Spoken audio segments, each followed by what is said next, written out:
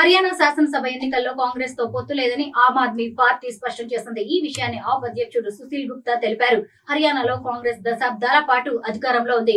ప్రతి అసెంబ్లీ నియోజకవర్గంలో ఆ పార్టీ బలంగా ఉంది. అందువల్ల ఆ పార్టీతో పొత్తు కోసం తమ పార్టీ ఎన్నో రోజులుగా ఎదురు చూసిందని గుప్తా తెలిపారు. కాంగ్రెస్ నేతృత్వంలోని ఇండియా కూటమిలో ఆప్ భాగస్వామ్య పార్టీ అయినప్పటికీ కాంగ్రెస్ పార్టీకి ఇవ్వాల్సిన ప్రాధాన్యత ఇవ్వడం లేదని ఆప్ నాయకుల్లో చాలా కాలంగా అసంతృప్తి ఉంది. ఈలోగా పార్టీ టికెట్ల కోసం ఆప్ లో ఒత్తిడి ఎక్కువైంది. అన్ని సీట్లకు పోటీ చేయాలని కార్యకర్తలు పార్టీ నాయకత్వంపై ఒత్తిడి తెస్తున్నారు. దాంతో ఇప్పటికే 20 సీట్లకు అభ్యర్థుల పేర్లను ఆప్ ప్రకటించింది.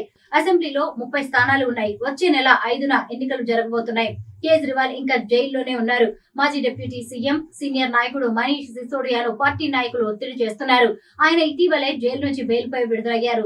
ఆయన ఎప్పటికప్పుడు పార్టీ నాయకుల అభిప్రాయాలను కేజ్రీవాల్ కి తెలియజేస్తున్నారు. ఆప్ ప్రస్తుతం ఢిల్లీ, పంజాబ్ లో అధికారంలో ఉంది.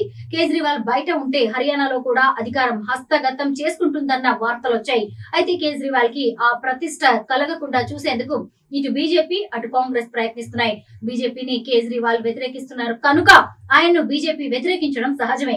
ఇండియా కూటమికి నేతృత్వం వహిస్తున్న కాంగ్రెస్ కూటమిలోని భాగస్వామ్య పార్టీల పట్ల సరైన రీతిలో గౌరవంగా వ్యవహరించడం లేదన్న ఆరోపణలు కూడా వచ్చాయి. కాంగ్రెస్ పెత్తందారీ ధోరణితో వ్యవహరిస్తోందన్న ఆరోపణలు ఇప్పటికే సమాజ్వాదీ పార్టీ, ఆప్ వంటి పార్టీల నుంచి వచ్చాయి. ముఖ్యంగా కాంగ్రెస్ అగ్ర నాయకుడు రాహుల్ గాంధీ మిత్ర పక్షాలను సంప్రదించకుండా ఏకంగా వ్యవహరిస్తున్నారన్న ఆరోపణలు కూడా వచ్చాయి. రాహుల్ గాంధీపై సొంత పార్టీలోనే అసంతృప్తి ఉంది. కాంగ్రెస్ సీనియర్ నాయకులైన కపిల్ వంటి వారు ఆయన ధోరణి నచ్చకే పార్టీకి దూరమయ్యారు. రాహుల్ గాంధీని పార్టీలో అన్ని వర్గాల వారు గౌరవిస్తున్నా ఆయన మాత్రం సీనియర్లను గౌరవించడం లేదన్న ఆరోపణలు ఉన్నాయి. ఆయన తీరుపై అసంతృప్తిని వ్యక్తం చేస్తూ 24 మంది సీనియర్ నాయకులు కొంతకాలం క్రితం సోనియా గాంధీకి లేఖ రాశారు. అయితే ఆమె తన కుమారుణ్ణి అదుపు చేయలేకపోతున్నారన్న కథనాలు ఇంతకు ముందే వెలువడ్డాయి.